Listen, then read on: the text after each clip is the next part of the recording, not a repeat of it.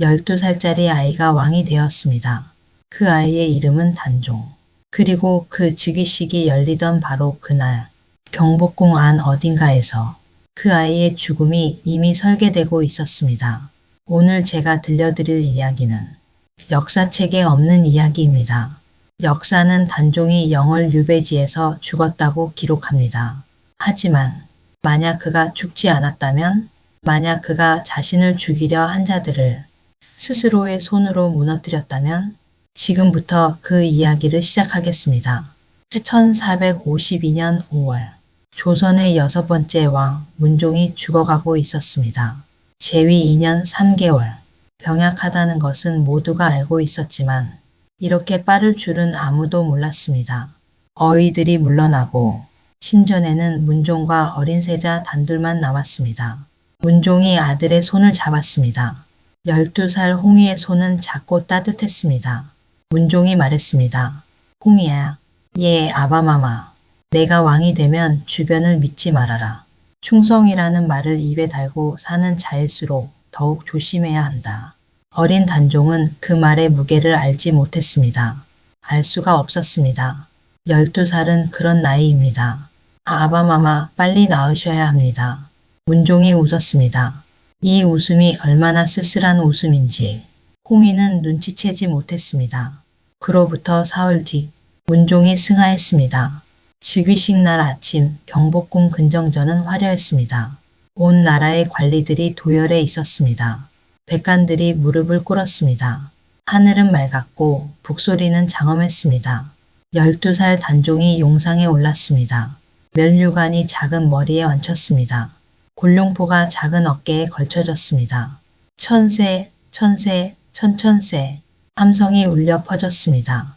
단종은 그 소리를 들으며 아버지 생각을 했습니다. 울지 않으려 했습니다. 왕은 울면 안 된다고 배웠으니까요. 그런데 지금 이 장면을 보시면서 여러분은 아마 한 가지를 알고 계실 겁니다. 저도 알고 있습니다. 이 함성이 울려 퍼지는 바로 그 순간 근정전 뒤편 어딘가에서 한 남자가 조용히 서 있었다는 것을 그는 함성을 듣지 않았습니다. 박수도 치지 않았습니다. 그저 계산하고 있었습니다. 그 남자의 이름은 한명회, 나이 36, 세간에서는 수양대군의 책사로 불리는 인물. 그는 어린 왕의 뒷모습을 바라보며 천천히 손을 맞잡았습니다. 소리 없이 그 손 안에 이미 무언가가 쥐어져 있었습니다.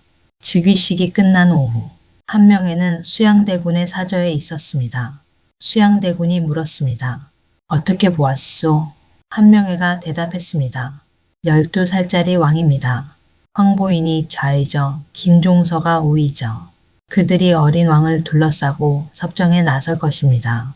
그렇다면 우리는 그들이 왕을 보호하는 첫 권력을 잡기 전에 저희가 먼저 움직여야 합니다. 수양이 잔을 내려놓았습니다. 얼마나 걸리겠소? 한명회가 잠시 생각했습니다. 1년. 그것으로 충분하오? 충분합니다. 시간이 아니라 순서의 문제입니다. 첫 번째로 할 일은 어린 왕이 저희를 믿게 만드는 것입니다.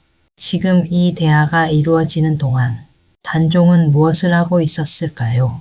그는 아버지의 침전에 혼자 앉아 있었습니다. 면류관을 벗어 곁에 두고 작은 손으로 무릎을 감싸 안고 있었습니다. 어두워지는 창밖을 바라보면서 그 모습을 아무도 보지 않았습니다. 그로부터 6달, 한명회는 조용히 움직였습니다. 병조의 핵심 난간 자리에 수양대군과 술을 함께 마신 적 있는 인물을 앉혔습니다. 이조의 인사를 관장하는 서리 하나를 조용히 자기 사람으로 만들었습니다. 궁안, 내관 세세계, 돈이 아니라 가족의 안전을 담보로 줬습니다. 단종의 측근들은 이 변화를 몰랐습니다. 너무 작고 너무 조용하고 너무 느렸으니까요. 황보인은 정책을 논했습니다. 김종서는 북방 국경을 걱정했습니다. 그들은 나라를 지키는 데 바빠서 나라 안이 조금씩 바뀌고 있다는 것을 몰랐습니다. 그리고 한명회는 마지막 한 가지를 했습니다. 단종 곁에 있는 시녀 하나에게 어린 왕이 좋아하는 것, 싫어하는 것, 밤에 혼자 무슨 말을 중얼거리는지를 매달 보고하도록 했습니다. 시녀의 어머니가 한명회에게 빚을 지고 있었거든요. 이 모든 것이 단종이 왕이 된 지 6개월 만에 완성된 일입니다. 여러분 생각해 보십시오. 어린 왕은 매일 아침 공부를 하고 신하들의 보고를 받고 저녁에 잠을 잡니다. 그 모든 일상 안에 이미 한명회의 눈이 심겨 있었습니다. 왕인데 왕이 아닌 것입니다. 1453년 봄, 단종이 13살이 되던 해, 어느 날 저녁 경연이 끝나고 단종이 내간을 불렀습니다. 수양 숙부가 요즘 궁 안에 자주 오는 것 같구나. 내간이 대답했습니다. 전하를 걱정하시는 충성심에서 비롯된 것이라 사료됩니다. 단종이 잠시 그 내간의 얼굴을 바라보았습니다. 그리고 말했습니다. 그렇겠지. 내간이 물러난 뒤 단종은 혼자 창밖을 바라보았습니다. 아버지가 마지막으로 한 말이 떠올랐습니다. 충성이라는 말을 입에 달고 사는 자일수록 더욱 조심해야 한다. 단종의 눈이 조금 흔들렸습니다. 13살은 뭔가 이상하다는 것을 느낄 수 있는 나이입니다.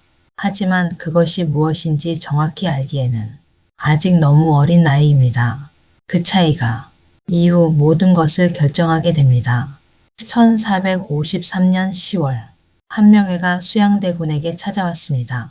아무 말도 하지 않고 서찰 한 장을 내밀었습니다. 수양이 펼쳤습니다. 두 글자만 적혀 있었습니다. 가을.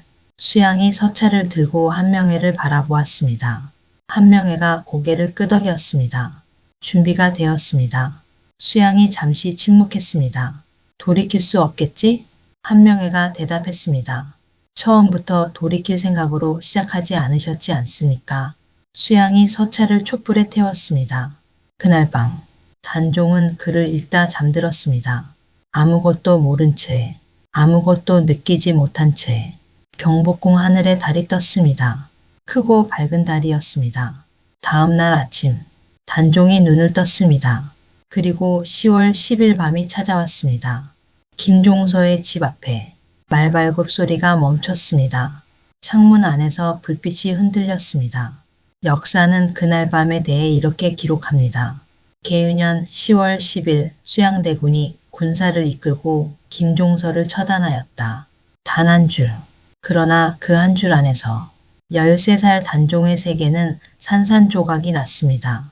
그 밤에 무슨 일이 있었는지 단종은 이튿날 아침 보고를 통해 알았습니다. 신하들이 피를 흘리는 동안 단종은 잠을 자고 있었습니다. 다음 화에서 이어집니다. 여러분이라면 그 이튿날 아침 단종에게 무슨 말을 해주었겠습니까? 댓글로 남겨주십시오. 전하, 역모를 진압했습니다. 수양이 무릎을 꿇고 그 말을 했습니다. 단종은 아무 말도 하지 못했습니다. 고개를 끄덕이는 것 외에 할 수 있는 것이 없었습니다. 그 끄덕임 하나가 이후 3년을 결정하게 됩니다.